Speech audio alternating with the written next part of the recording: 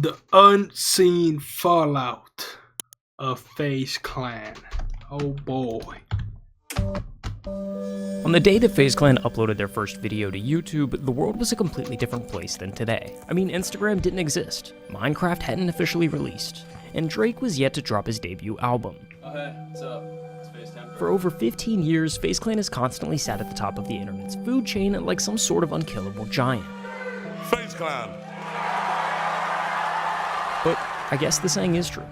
The bigger they are, the harder they fall. That same night, They- cooked! Over the course of just 72 hours, every member left the org. I officially left FaZe Clan. A 15-year dynasty ended, FaZe Clan ended. It's gone. and down went Goliath. How does that happen? They, Not sure, brother. How do you kill the unkillable? Is it money? Where's the money? Where is it? Is it greed? I don't really know what's going on. How does the biggest org in the Where's world the money? get replaced by a talent agency? I decided to leave DraftKings to launch Hearthstone. When it comes to FaZe Clan, there's a lot that goes into it. I mean, you're talking about 15 years of problems building up until its final death. So before we really dive into the good stuff, we need to get everybody on the same page, at least on the important stuff. But don't worry, we're gonna speedrun it. Ready? On a macro level, you have two eras of FaZe. There's OG FaZe and there's new FaZe. When it comes to OG FaZe, there's four names that matter the most: Apex, Temper, Rain, and Banks. They're the founding fathers. They OGs. took FaZe from a clan tag in Call of Duty lobbies to one of the biggest names on the internet. FaZe Clan. FaZe Clan? FaZe Clan. Together, they built one of the earliest blueprints for social media, pioneering things like content houses and paving the way for the next generation of creators. OG FaZe reached the heights that it did because of how genuine it was. When they first started this whole thing, being an influencer wasn't even a thing, and neither was the money that came with it. But as the internet changed, OG FaZe died alongside it. As social media became a business, a crippling domino effect started. This guy got introduced by somebody that everyone really trusted. The founders brought someone in to help them grow as an actual company. Seb came in and immediately started divide and conquer. That original CEO brought in more people, brought in investors until eventually it was too late. I literally heard with my own ears, people that got hired within a month or two saying, we don't need the founders. The founders were essentially stripped out of their own company, and the friendship that FaZe was built on was shattered because of it. The corporate leaders took FaZe public, and it started out hot with a $1 billion valuation. But within a year, the stock plummeted. The company was on the verge of being delisted, and bankruptcy was right around the corner. While that sounds horrible, it was actually the best case scenario for FaZe. This was the brand's second chance. The company was run into the ground because the people running it didn't understand it. This rock bottom was the birth of new FaZe. To fix the problems behind the crash, a company called GameSquare acquired FaZe and put the people who knew it best back into leadership roles. The founders were backdriving the ship. Is we're taking this back, Yeah. and we're running it the up, and your boys got plans. For the past 2 years, we've watched as FaZe Clan return to its former glory, dominating the internet as a group of friends who really seemed to be having fun making content. Or at least, that's how it seemed. Because we've now, for the second time, seen FaZe Clan crash and burn. Except this time, I don't really think it's getting back up. Yeah, bro, it's cooked, bro. It's sad, bro. Cause this really. If FaZe Rug left, bro, you already know that shit's done for, bro. Means something to me, bro. So how does that happen? There is How no do you get a third second try, chance, bro. do everything right, and still end up here? Well, what I've come to realize is that the revival of FaZe didn't play out quite how it was marketed. And to best explain it, we've got to start back at the blank slate, just a few months before the GameSquare acquisition. This puppy is crashing harder than DB Cooper when he jumped out of that airplane. A 95.8% decrease. It is disastrous. So early 2023, FaZe's stock is in a freefall. Mass layoffs are happening left and right, and all of the FaZe members are publicly trashing the leadership. It's such a privilege to be in FaZe, right? It's a mess. The board finally realizes it's over. They're bleeding money, they've got no plan to turn it around, and no investment bank wants to touch them. So they do the only thing left. They start shopping the company around. Basically looking for someone willing to make FaZe their problem. I don't know how long it was until the GameSquare stuff started, but I think for the first time in a long time, us four founders kind of were talking, actively. So at that time, I sure remember even Banks posting a picture of us four saying up to something. And it was like us four outside of like a mirror. There was like an elevator. Nothing's in stone yet. We're still figuring things out, but I pray and I hope that things do. And I just genuinely believe they are. Even if things go south, as long as we're unified and we're all on the same side, I think in the end of the day, we'll win. I just genuinely do. I don't know what it is. It's just something's telling me, my soul is telling me everything's going to work out. I believe it. After we met as a group of four for all these months trying to figure out what to do next, decisions were made, things happened.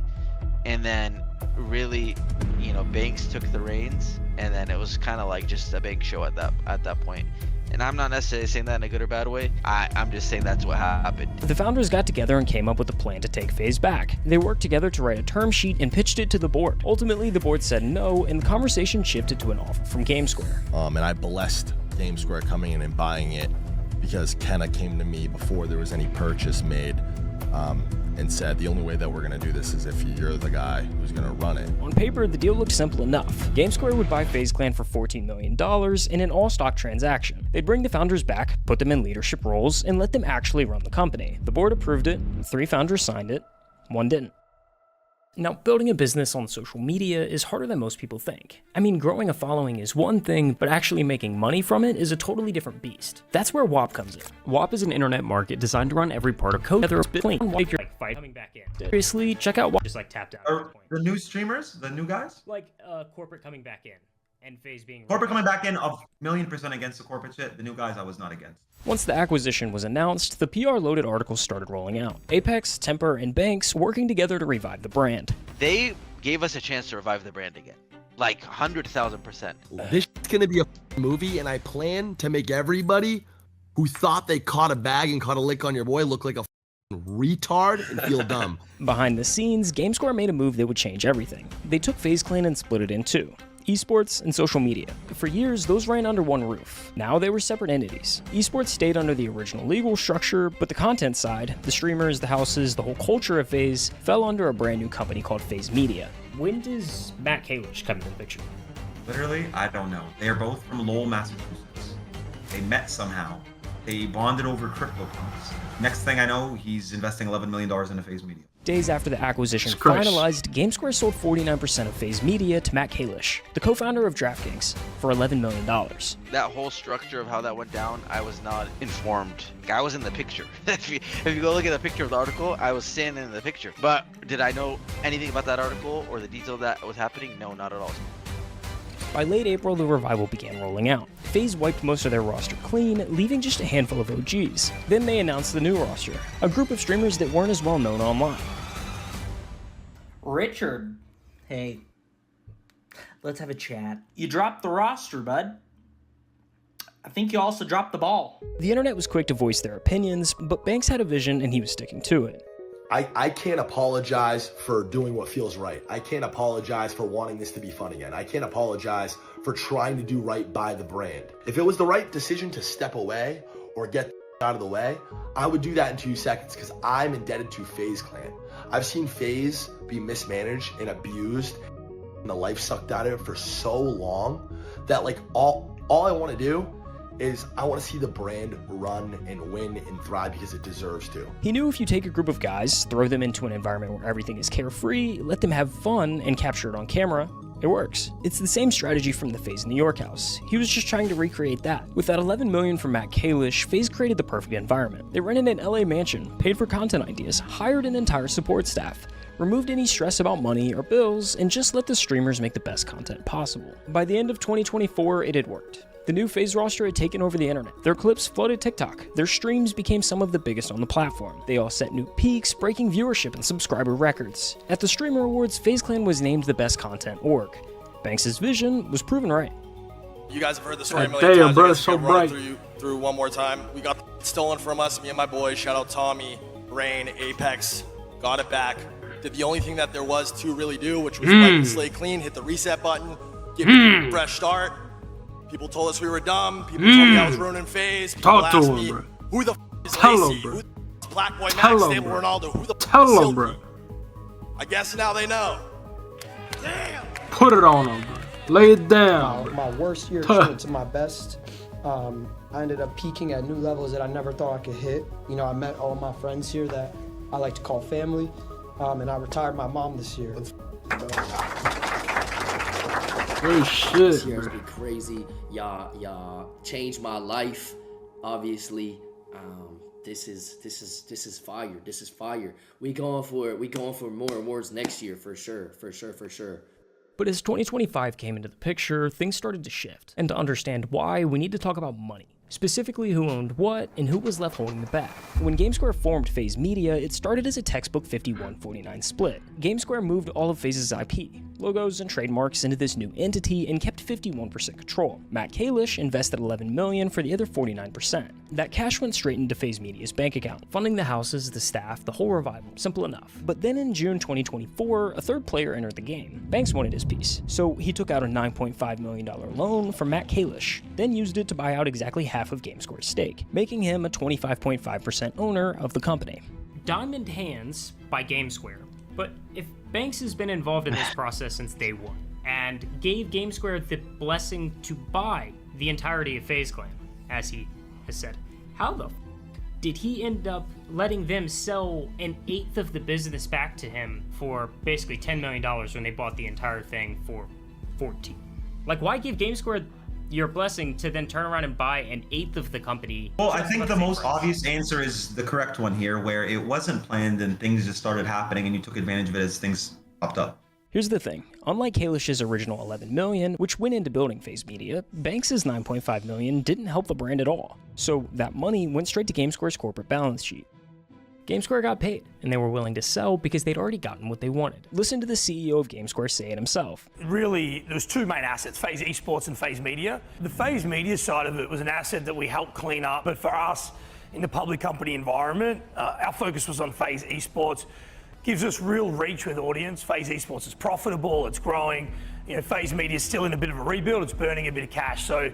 The media side, the streamers, the content, was just an add-on they were happy to offload. They got the esports teams they actually wanted, plus $9.5 million in cash for selling half of something they considered a bonus. But GameSquare got paid twice. In November of 2024, they entered into a $10 million convertible note transaction with Matt Kalish. To translate, Matt Kalish gave them another $10 million in cash to pay off some other random debt, and in return, he could either take shares in GameSquare itself or claim their remaining 25.5% stake in FaZe Media. By April 1st, 2025, the deal closed. GameSquare's remaining equity was transferred to Matt Kalish, making him the single largest shareholder of FaZe Media with 75.5% ownership. Founder of DraftKings is Matt Kalish, who is on the board at FaZe. So, to recap, GameSquare bought FaZe Clan for $14 million in stock, then sold half of the company back to Banks and Kalish for $20 million in cash, and still got to keep the part of the company they actually wanted, the esports teams. Meanwhile, Matt Kalish had poured over $30 million into the revival of FaZe, and once he got majority ownership, he started trying to recoup that money. Oh shit! Is that where shit starts fucking up, bro? Day one, Banks and Kalish seemed closely aligned. What's going on, buddy? Matt, you're on vlog right now. In August of 2024, Banks said on a podcast that Banks Group owned the majority of FaZe Media. So FaZe Media is a company that we just set up a couple months back. Banks Group actually owns the majority of it now, 74.5%, I believe is what it is, finally. And just days after Kalish received GameSquare's 25.5%, Banks tweeted out that he owned 100% of FaZe Media, which I'm pointing out because he's essentially framing the two of them as just one entity, almost like they're inseparable. By May 2025, conversations about restructuring FaZe started happening. At this point, money was flowing one way. FaZe funded talent, covering 6 figures per month in rent, content costs, staff, food, but wasn't seeing anything really come back. How does the business of FaZe work now? Like, who owns FaZe? Obviously, we don't own a crazy amount because we're not the ones who put up millions of dollars a month to do the house, $1 million for employees, for content, or whatever. They'd signed sponsorship deals with G Fuel and 4Loco worth millions, but millions go quick when you're bankrolling an entire content operation. Leadership started negotiating a revenue split with talent. Rumors online speculated 80-20. Talent keeps 80%, and FaZe takes 20% of everything. Twitch revenue, YouTube ad money, sponsorships, the whole works. They were supposed to sign a contract where they would be giving up 20% of their income to join FaZe. I'm gonna be honest, you guys freaking out about 20%? That is not crazy. 20%, that's like a market rate. Initially, not much came from these early talks. FaZe kept paying rent, covering content costs. Meanwhile, the talent kept growing. Stream viewerships rising, subscriber counts climbing. The guys in FaZe were printing money as some of the biggest names on the internet, and FaZe was still paying most of their expenses. I live in an $80,000 a month house with all of my best friends. I get to wake up whenever I want. I get to go live whenever I want, and I get to do whatever I want for free. And then I get to make 100% of the money I make from it. How can I not sit here and be blessed? Then on June 27th, something interesting happened. But a trademark was fucked filed up for a that, talent bro. agency called Hardscope. But the funny thing is, it was filed by FaZe Media. By the end of the summer, two things happened. First, after a series of drama that Banks was constantly at the center of, the talent asked him to step down publicly from his role as CEO. Banks doesn't make content, and the backlash from his actions ultimately fell into the talent's chats. They were the ones left answering for it. So, he stepped down. FaZe Banks stepped down as CEO of FaZe Clan. Banks had just recently stepped down as CEO. There's a lot of being handled in the back end that y'all just don't need to know about. Second, after negotiations continued to escalate, one member decided to leave FaZe entirely. Yes, I'm leaving FaZe. Like I just say, I can't fully go into depth why I'm leaving FaZe, but I am leaving. Blackboy Max said he wanted to build something that he actually owned and shared concerns over what control talent actually had. And person who introduced me tells me, according to my assistant and my creative director at the time, who were sitting in on all calls because they're on my team, tell me I have to fire my manager and get rid of him, or I can't be here. Which is valid, because if FaZe can make the houses, the furniture, and the staff appear, they can also make it disappear. As negotiations continued, Hardscope was going. The agency started hiring employees, started to make a portfolio piece based on the success of FaZe Clan. By mid-November, logos were being finalized. Long-term FaZe employees were being transitioned to the new agency. It was becoming clear that Hardscope was the future of the business for Matt Kalish. Then he made it his full-time focus. Matt Kalish announced that he was stepping down from his role as the president of DraftKings, a company he co-founded 12 years ago and turned into a billion-dollar behemoth. I decided to leave DraftKings and transition out to do this full-time to launch Hardscope, which is kind of the platform that FaZe operates on. You know, I felt like it was the right time for me to go all in on that, and I'm really excited to be doing it. In his announcement post on LinkedIn, he teased what was coming next, a new platform focused on the creator economy. But he closed with something that, in hindsight, sounds a bit eerie. It reads, "While I am keeping the details close to the vest until mid-December, those who know me understand my DraftKings DNA runs deep. In everything we do, we always play to compete fiercely and win." The official launch of Hardscope happened at the Streamer Awards. Welcome to the 5th Annual Streamer Awards. The same night that FaZe Clan hit a new high. The same night multiple FaZe members stapled their names into internet history. The same night FaZe was crowned the best content org for the second year in a row. And the Streamer Award goes to FaZe Clan. Hardscope's launch video sit ran back multiple down. times throughout Sit the back event, down, bro. broadcasting how they revived FaZe Clan and were now opening their services to creators and brands alike. That's when conversations ended and ultimatums began. Sign a contract or get out. You know when this started though? We just won a fucking stream org of the year game. That same night, went to hell, chat. We didn't even have time to celebrate. That same night, cooked. GG. It was genuinely perfect for 2 years, bro. Back-to-back orgs of the year. Like, the guys were crushing it. Everybody was doing their own thing. I just think the infrastructure that was put around FaZe the last 2 years, I don't know what's going on. I don't know how it even led to that. Like, things can get so bad that everyone's forced out because of just stupid deals. An org isn't anything without the talent. The entirety of FaZe, both the streamers who had just joined and those who'd been a part of it for over a decade, officially left the org. Yo, chat, y'all seen the news? Who's seen the news?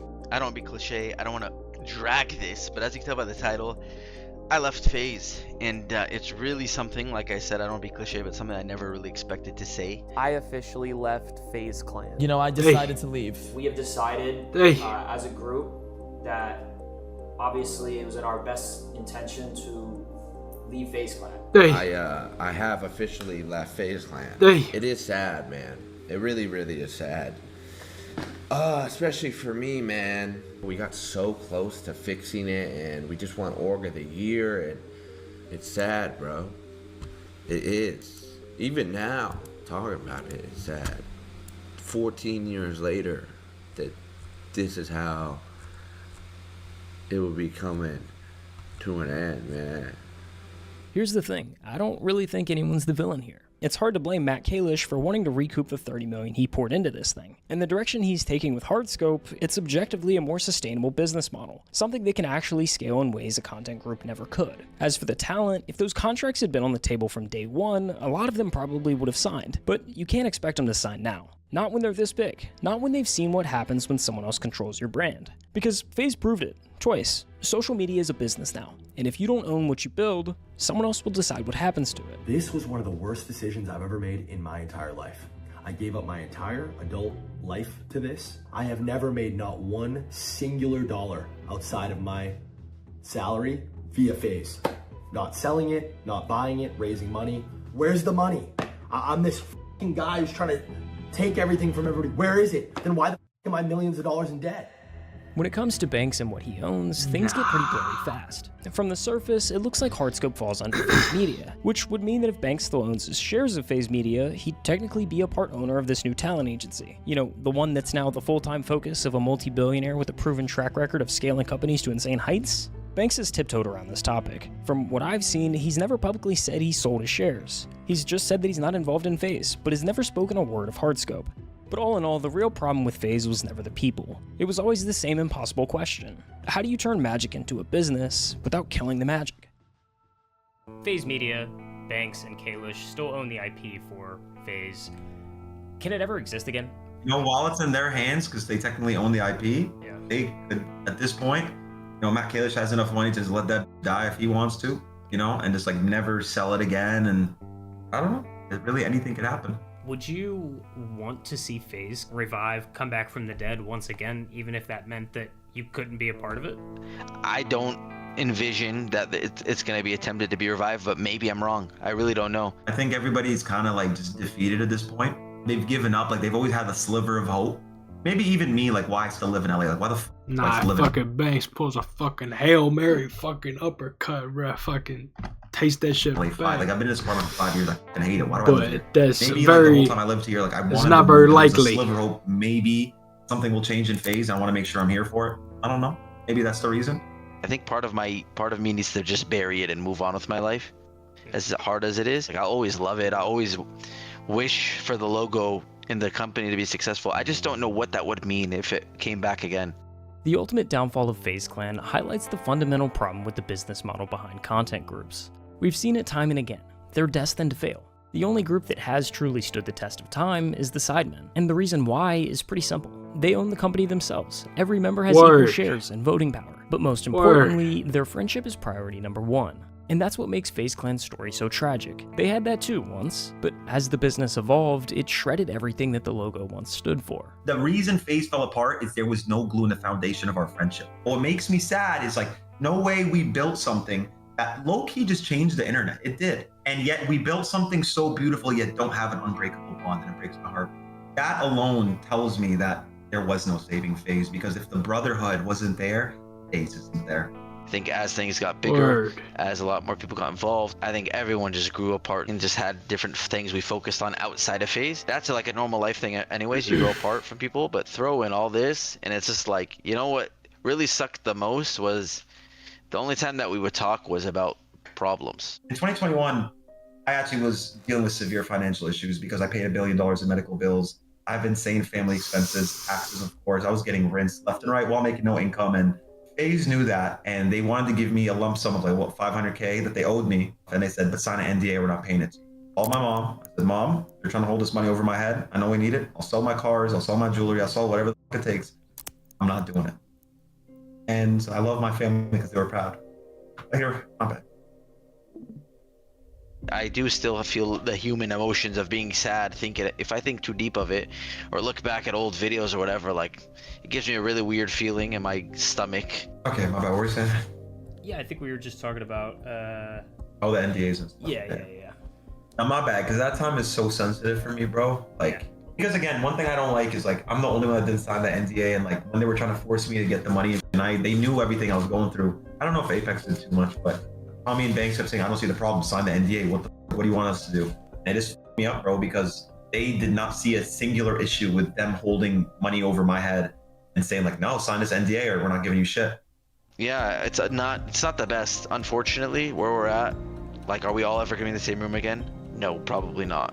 Like, I was gonna say maybe when someone dies, but I think even if someone dies, like, I don't know if everybody, like, I can't tell you who would show up and who wouldn't. Some of us will never be able to get it out of our system, bro, because it's such a one-on-one experience. Like, I'll never get to be a kid again, right? So I'll never get to build my childhood dream as a kid and watch it come to fruition. I'll just never have that again. You know, I have just a deep love genuinely for like FaZe. Everything to do with FaZe. All the people that were in it, all the people that supported it. It just sucks that most people are going to remember it for the nastiness that kind of happened. But like people that know, the people that experience that feeling that I'm talking about that I can't put into words. No, and I just love connecting with people that have that same feel. And I'm sure a lot of people that are watching this are those people too. So, you know, I'll be on the internet watching and figuring out where to plug in, like I said. But yeah, nothing much to say. But thank you guys for having me on it, and you know, shout out to everybody that supported FaZe at any point. I appreciate it. Hey. Now I'm telling you, bro. They gotta make a fucking Hail Mary, bro. Fucking uppercut that motherfucker, bro. Get that fucking third run.